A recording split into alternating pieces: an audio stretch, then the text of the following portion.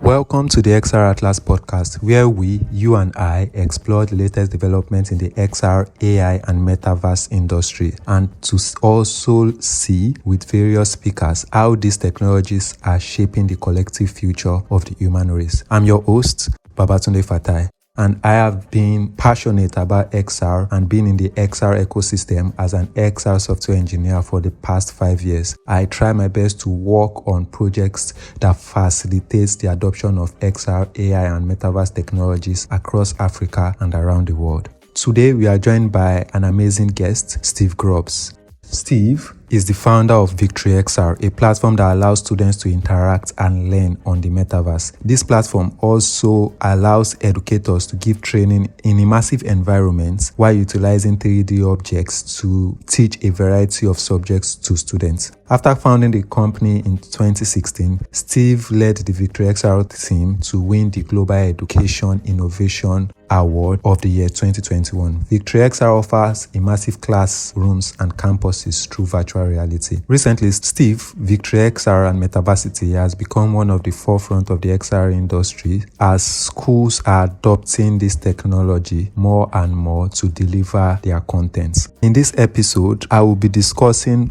crucial points with Steve on the future of the XR industry, and I'll try to gain some insights on how the metaverse is being applied to education and what sort of impact is being seen in that space. So sit back, relax, and join us while we delve into the world of XR, metaverse, and Metaversity. Thank you.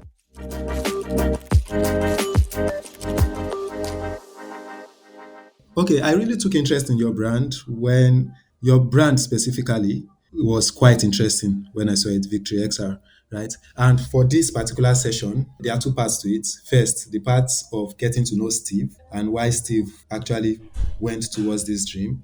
And there is also the part of Metaversity. We would have a deep dive into the future of learning and schooling in the metaverse. Are you cool with that? Yes, that sounds good. So let's take a deep dive. Welcome to the show, Steve. It is awesome to Thank have you. you. Thank you very much.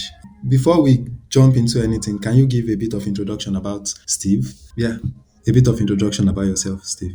Well, sure. Earlier in my career, I was in politics and I served in the legislature in my home state. And in particular, I served as chair of the education committee and wrote the first technology funding bill. And I did that because I really felt like this would be a way we could make some significant improvements. And that got schools connected to the internet, it got computers in schools, but we really didn't move the numbers that much. And so it got me to thinking about how do you really motivate students to learn? You know, some students always learn. They can learn in a row of desks and chairs in a brick building, or they can learn in the metaverse. But other students, they're not so quick to learn, and they need a little bit more. They need a little more love in their education. So that's what we try to deliver. And when I moved from politics to entrepreneurship, that's the thought I took with me.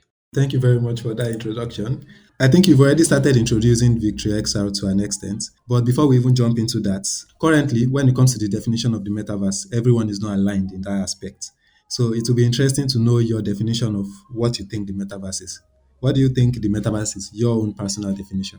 I think the metaverse is a synchronous or group experience in a persistent, meaning always on, always there, graphically created 3D world. So, there's a lot of jargon in there. I tried not to use too much jargon, but essentially, I ought to be able to jump into a different world, either completely VR or partially AR, and see a world that I wouldn't otherwise experience. And I don't think it has to be that every single one of these metaverse worlds are connected. I think someday they will be. There will be a common standard that connects all of them. But I use it. We had a world, physical world, 1,000 years ago, maybe 2,000 years ago. There was Africa, there was North America, there was Asia, and people really couldn't move between them. but the world still existed.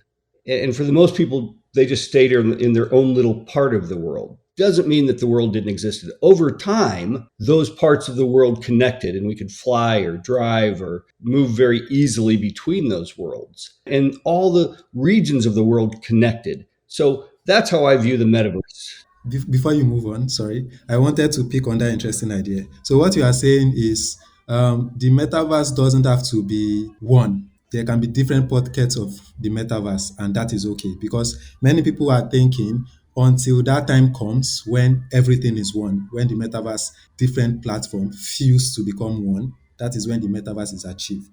What you are saying is not necessarily so. Even with everyone being apart in their own ecosystem, the metaverse still exists in those pockets. Is that what you're saying? Yes, and here's the reason why. So, first, we begin with technical challenges of connecting all the various metaverses, because there's a lot of them out there. But those technical challenges will be overcome. The real issue is how you overcome the cultural challenges. So, think about this. What is Xi Jinping going to think about a metaverse where free speech runs wild? Because in the United States, we're going to participate only in a metaverse where we can say pretty much whatever we want about whoever we want because that's our culture, that's our law. China, they're not going to allow that, and so and there will be religious differences. Some countries will not appreciate the religious practices or what people might say about religion in one part of the metaverse. So bringing down those walls is more challenging than the technical walls. You make a really strong point, Steve.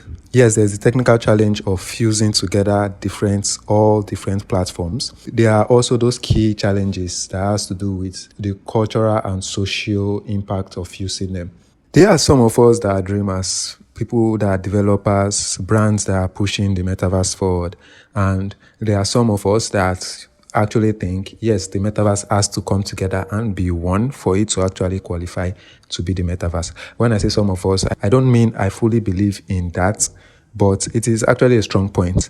And I hear your point of there are various challenges of fusing together all different metaverse platforms to become one. And that is something we really need to think about as an ecosystem moving forward.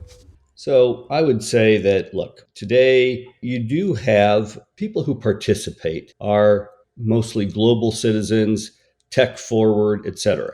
But that won't be the way it is in 5 years. In 5 years, tribes will form. It will become the evolution of Facebook from the early days when it was mostly college students. That was one Facebook culture. And then everybody joined Facebook and it became a different Facebook culture, one that a lot of people have not appreciated. So I think we'll see the same thing in the metaverse. And those cultural challenges are really, I think, the biggest walls that we'll have to figure out how to bring down if we're to have a truly universal metaverse. Agreed. Can you please introduce Victoressa to the audience? Sure, happy to. So, Victory XR is a company whose purpose is to transform education globally in a way that students love to learn. And we'll do it with virtual reality, augmented reality, and the metaverse. So, what we primarily do today are two things. One, we build metaversities for colleges and universities around the world so that students who are learning remotely or online can have a more robust experience. They can learn hands on, kinesthetically, as they say. And then we also sell classroom bundles into high schools and middle schools that give access to content, both synchronous and asynchronous, group and individual content, so that you can go into a science classroom in a high school and dissect a frog without having to dissect a physical frog. You can dissect a virtual reality frog. Okay, okay. I think we would dive into the grainy details later, but can you tell me a bit about your main motivation for creating Victory XR? Because yes, the metaverse is a thing, but there are not that many people out there that are thinking the metaverse education, let me go at it. So what was your primary motivation for creating Victory XR? Yeah, my primary motivation, I put on a VR headset for the first time in 2015. And my father is a school teacher, and I, of course, have a passion for education. And I thought to myself, wow, this could be an amazing tool to educate students. Most people who put on a headset in 2015 said, wow, this would be a great gaming platform. Well, our two thoughts were really not that far apart because to me, you can make learning a lot more interesting if it's gamified. And that doesn't trivialize learning, or it might make it easier, but it doesn't make it less robust. So that was my vision. And back then, there really was no such thing as synchronous VR, group VR. It was just a solo experience that you downloaded locally to your computer or headset. And so we wanted to pursue improving education.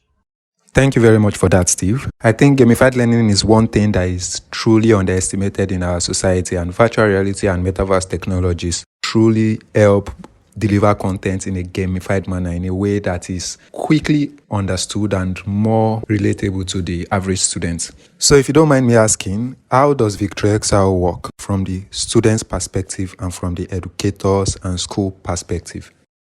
Let's start with students. So if you are a student and we'll use a synchronous example. Let's say that you are in high school or college and you're learning anatomy. And so instead of sitting in a row of desks looking at a book or maybe a video, you enter into a new world. And let's say that you're going to enter into a cadaver lab.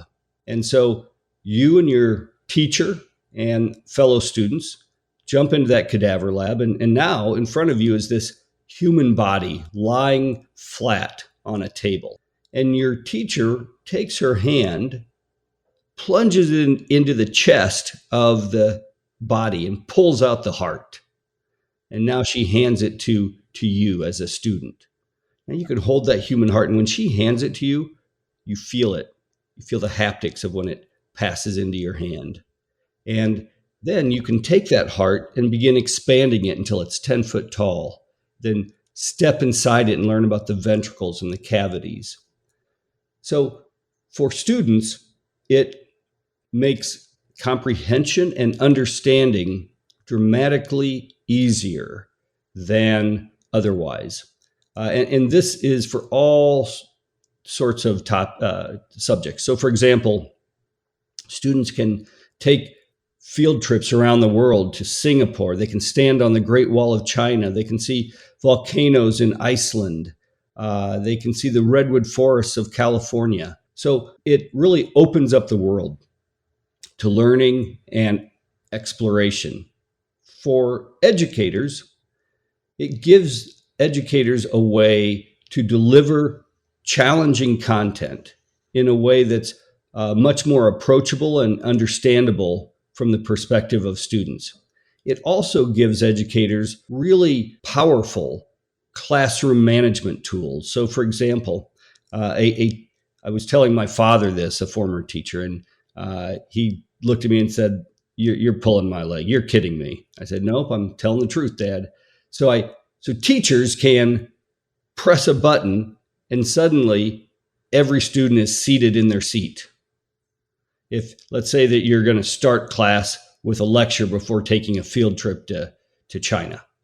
And then a teacher can press another button and shut everybody up so that the teacher can speak. The teacher speaks, then she releases the students, and now they walk into a magic portal. And when they walk through that magic portal, they emerge in Singapore at Singapore Gardens. So that's the powerful tool or tools that an educator has to deliver content. That's quite interesting, Steve. Quick question. How long on an average do students spend on the Metaversity? How do universities structure their curriculum and courses within the Metaverse? Do they take all their courses in a particular department in the Metaverse, or they cut out certain specialty to be taken in the Metaverse while some are done physically? I want to understand exactly how schools fit this into their curriculum. Yeah. So different schools, colleges, universities do it differently. So some have a daily class that they meet in a virtual reality classroom. Others might have a weekly lab. So, for example, you might learn, if you're learning remotely or online, you might learn through Zoom Monday through Thursday, and then Friday you might meet in the chemistry lab.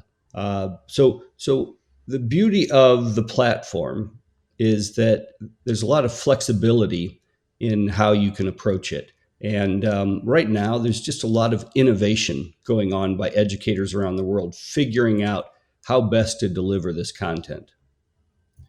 Well, I think it is also important to point out the benefits of learning in virtual reality and augmented reality, and also with metaverse related technology. I don't know if you are familiar with PwC seeing is believing reports. Are you familiar with it? I don't know if I am.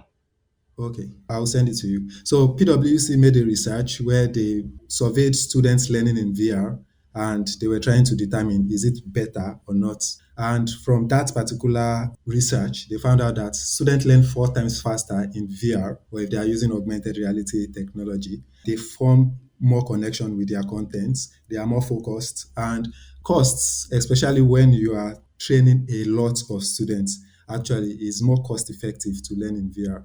So those statistics I say really supports Victory XR's drive. So my other thing is, how are you seeing schools signing up? How do you approach schools to, how do you sell the idea to them? Because many people are talking about the metaverse, but you still need to convince them.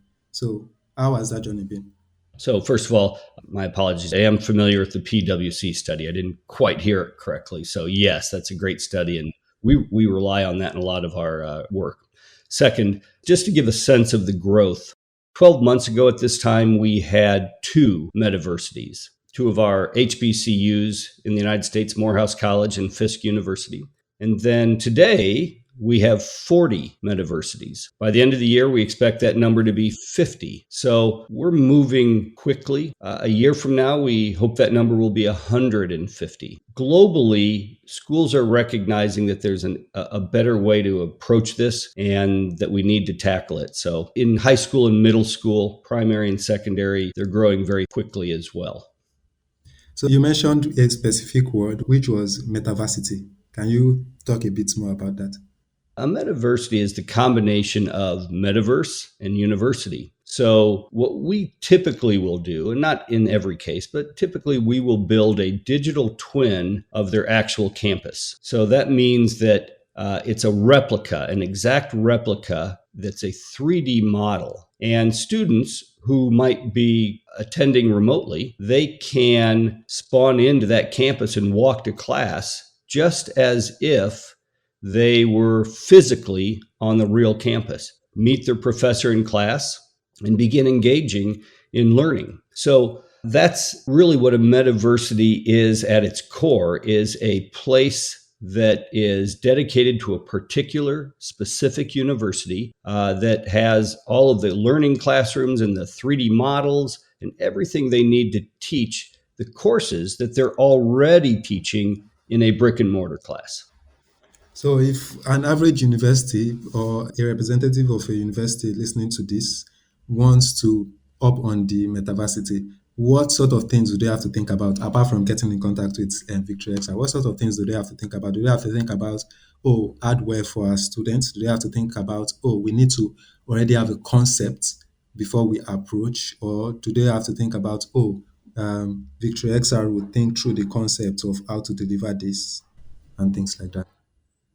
Yeah, we have. So, first of all, we have an education and curriculum team that works with universities to help them determine which courses to try first and how to port those courses from the physical world into the virtual world.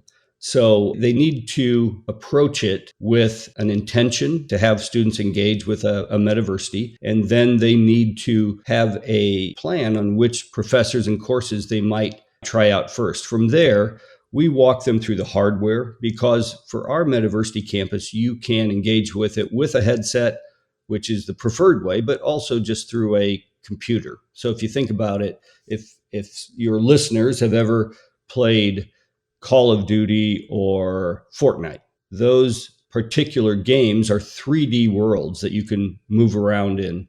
And they do that through a 2D computer screen. You can do the same thing with our Metaversity campuses, and they work wonderfully. So that's part of the issue with hardware. So what I hear you say is you also involve WebXR also in your delivering of content. So is it that you deliver on the web, or they have to install an app on their system? Do you deliver the content on the web? We are a company that's been around for a while, so we have developed different platforms. So we start with most of our Metaversities are built on the Engage platform, which does require a local download. For our labs, those are not on a particular platform. You download it locally, but then it also streams. So currently it's available for the Quest. It'll be available for other headsets here in the next 6 months sometime. So that's how our labs are approached. For our dissection content, our animal dissection content for science class, you can consume that through virtual reality or through a Chromebook. There are a lot of Chromebooks in the world. And so we have a great Chromebook product that is inexpensive and accessible. Can you speak a bit more about K-12 education solutions, one of your services? K-12, yes, I would love to speak about our K-12 content. We have K-12 content that we deliver in two different ways. The first is through what we call VXR Direct, and that's all asynchronous content. So you're not going to meet in there with other students or a teacher, but we have a lot. And that's sort of like a Netflix platform where you pay a small fee and you have unlimited access to all the content. That's really one of our best-selling products, and it's a great solution for schools. And it works on every headset. How are you approaching the issue of safety and privacy on your platforms? So, because you are dealing a lot with students and you understand, so how are you approaching it as a brand or as a company? Yeah, we approach it in a lot of different ways. First of all, we're GDPR compliant, so that helps. That's a good start. We have gone through a security audit to make sure that we are fairly safe from hackers. There's no guarantees there, but we're certainly Of course, there's no guarantee. we've done the due diligence there. And So, do the for the students' most data sit with you, or does it sit with the university? Do they grades and things like that? Is it handled by Victory XR, or is it handled by university? How are those data handled? Yeah, we don't collect student information. That's the biggest thing. So we're not collecting their names and any of that information. We will need an email address, obviously, to get you hooked up and to communicate. But that could be a parent's email address or the one from the school. So for the most part, if somebody hacked in, they're not really going to capture any personal data about people. Okay, thank you very much for that. So now I think I'm almost done with my question on Victory XR, and I just have a few more questions, and this time it will be on your opinion. So currently, I don't think the metaverse it can be classified as a hype anymore. Obviously, there's now Metaversity. There are a million brands now that are going into the metaverse. It cannot be classified as an hype anymore.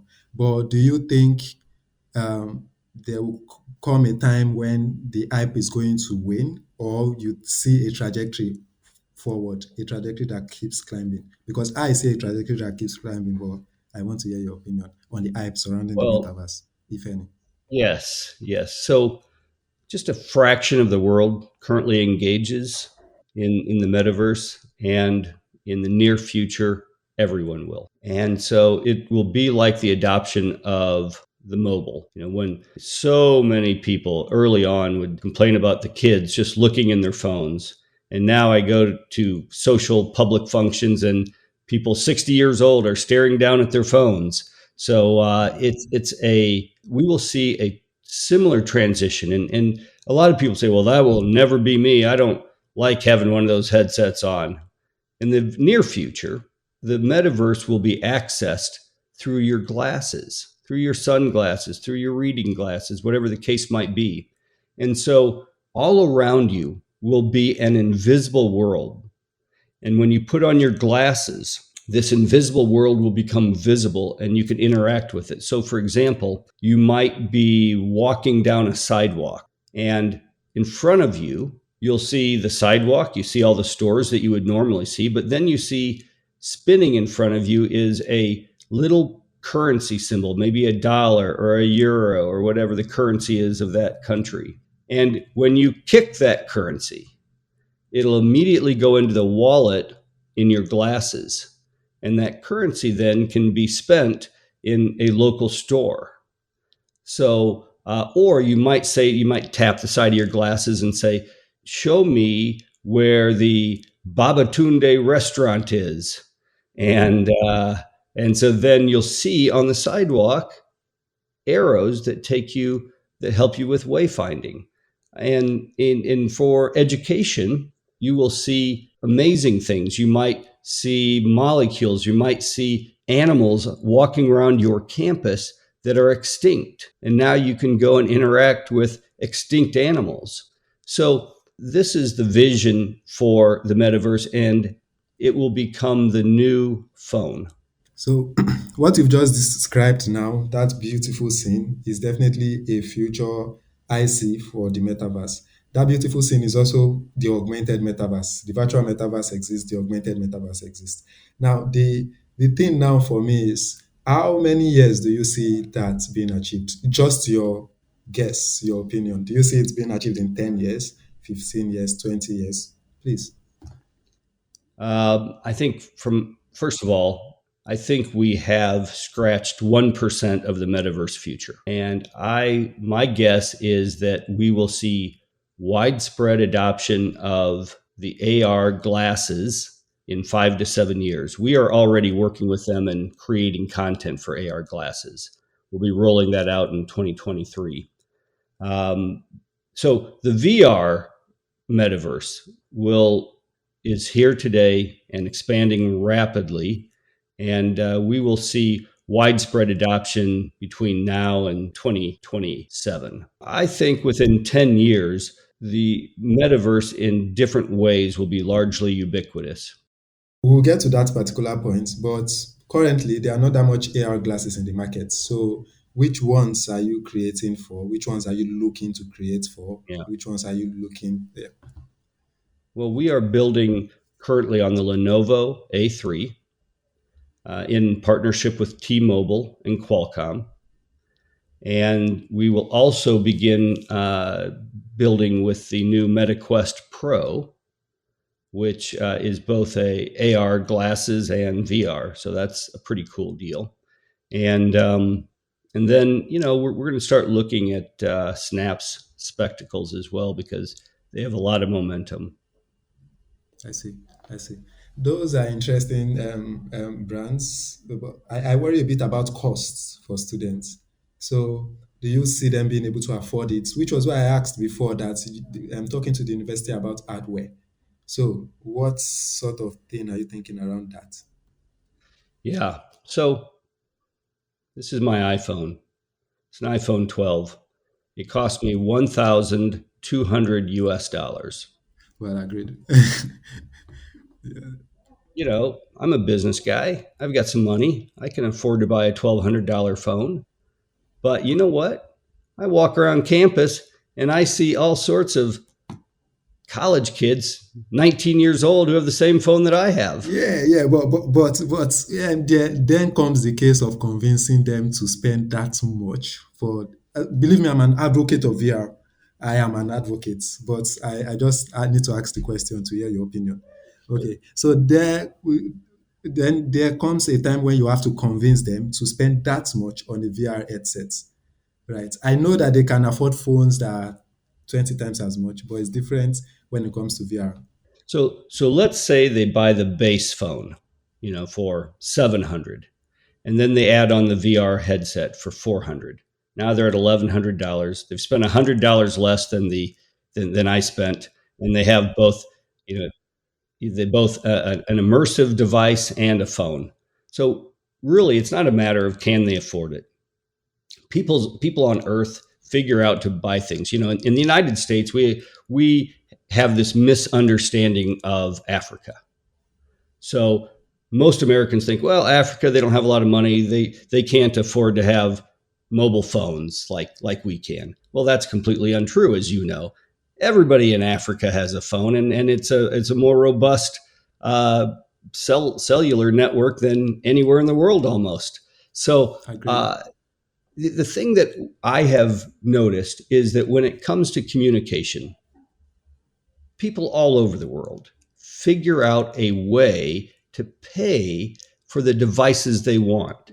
This goes all the way back to the days of radio, and then black and white TV, and then color TV, and then computers, laptops. It just doesn't matter. People figure out a way. And for the poorest, governments and philanthropies usually try to step in and help those folks. Well, there is also the other part where the further we go into the future, the less expensive the devices and gadgets actually become. They become smaller, they become compact, yet they also become. Remember when mobile phones also came out, not everyone could afford it, but now everyone has it. So I think that also applies to the VR headsets. Last comment. Today, many of these devices are built by humans. In the very near future, all of these devices will be built by robots, which dramatically drives down the cost of device manufacturing. Okay, so a last question for you. Do you think there will come a time where when schooling will move completely to the metaverse?